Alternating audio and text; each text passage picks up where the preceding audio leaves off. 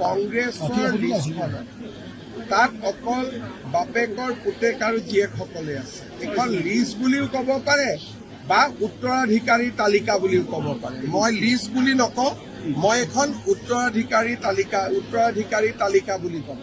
তাত আপোনালোকে যদি চাই সাধাৰণ কংগ্ৰেছ কৰ্মীটো নাই।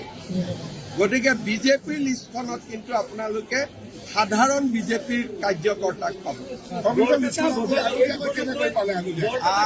কংগ্ৰেছৰ লিষ্টখন মই ওলোৱাৰ আপোনালোকে পোৱাৰ আগতেই গুৱাহাটীৰ এজন সম্পাদকলৈকে মই পঠাই দিছিলোঁ যে এইখন লিষ্ট, কাৰণ মোৰো তাতে ট্ৰেক আছে, মই ট্ৰেক এটা মেইনটেইন কৰোঁ আৰু তেওঁলোকৰ লিষ্টখনত নতুনত্বও নাই, খালি পৰিয়ালতন্ত্ৰই সোমাই আছে।